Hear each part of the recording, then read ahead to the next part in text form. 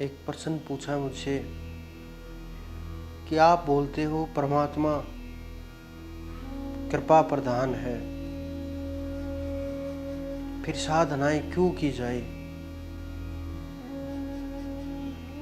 अगर वो हमारे ध्यान भजन से नहीं मिलता तो ध्यान क्यों किया जाए? बहुत अच्छा प्रश्न है। आप ये समझो, आप को किसी कमरे के अंदर बंद कर दिया जाए जहाँ न खिड़कियाँ हों, दरवाजे भी बंद कर दिए जाएं, आवाज तक अंदर न जाए, अंधेरा कमरा हो, बाहर सूर्य निकला हुआ हो, तो क्या आपको सूर्य दिखाई देगा? आप चाहते हो कि मुझे सूर्य दिखाई दे जाए, क्या सूर्य दिखाई देगा? नहीं दिखाई देगा। आप तो एक कमरे में अपने आप को आपने बंद कर लिया। जब तक आप अपने कमरे का पर्दा नहीं हटाओगे, दरवाज़ा नहीं खोल करके बाहर आओगे, सब जगह सूर्य की रोशनी होते हुए, सूर्य का प्रकाश होते हुए, सूर्य का तेज होते हुए, क्या आप उसको अनुभव कर पाओगे? नहीं कर सकते। आपको सूर्य की किरणों के पास जाना पड़ेगा, आपको बाहर निकलना पड़ेगा, किरणों के सामने आना पड़ेगा।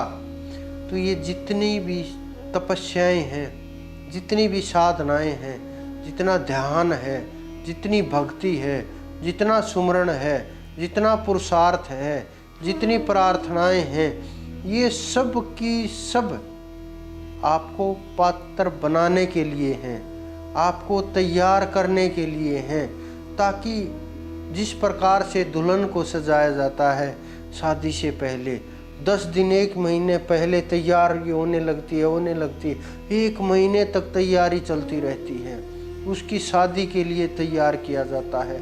उसी प्रकार से आपकी आत्मा को तैयार किया जाता है।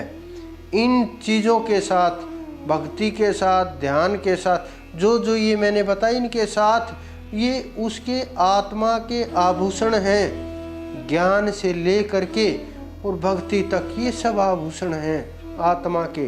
इनके साथ तैयार किया जाता है। जब आत्मा पूरी तरह से तैयार हो जाती है, आप पात्र बन जाते हैं, आपका जीव को प्यास का अनुभव होने लगता है, आपको परमात्मा का इंतजार होने लगता है। आपके जब आपका पात्र तैयार हो जाता है तो उस परमात्मा की कृपा स्वतः ही बरसने लगती है, अपने आप ही बरसने लगती है। तो जो पात्र तैयार करना होता है, जितनी भी ये सारी मेहनत है, ये सब की सब उस पात्रता को तैयार करने के लिए होती है।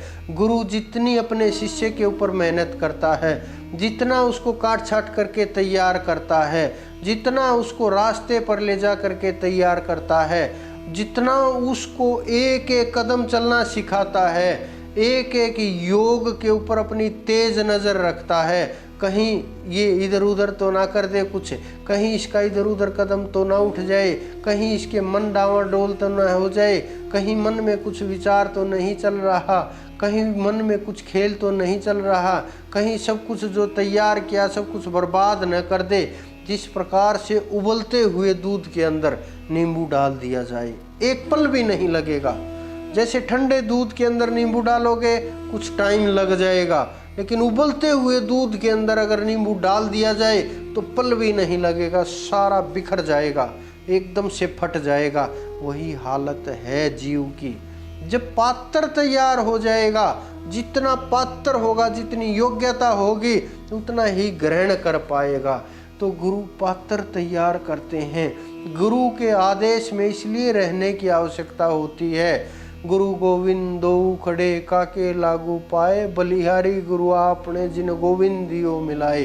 कि जिन्होंने गोविंद को मिला दिया, जिन्होंने गोविंद के दर्शन करा दिए, जिन्होंने गोविंद का साक्षात करा दिया, जो हाथ पकड़ के गोविंद तक लेकर के चला गया, उसे श्रेष्ठ कौन हो सकता है? परमात्मा अगर गुरु साथ में खड़ा है तो परमात्मा तो फिर भी आ जाएंगे, आज नहीं आएंगे कल आ जाएंगे, कौन रोकेगा उनको? क्योंकि जब साथ में लिए हुए है, आपका वकील आपके साथ में है और वो भी लाइसेंस वाला, जज कहाँ भागेगा? कहाँ भाग सकता है? नहीं भाग सकता। उसको तो मिलना ही पड़ेगा। आज नहीं मिलेगा कल मिलना पड़ेगा। वो उसी ने व्यवस्था तैयार की है और व्यवस्था के अनुसार सबको ढलना ही पड़ता है।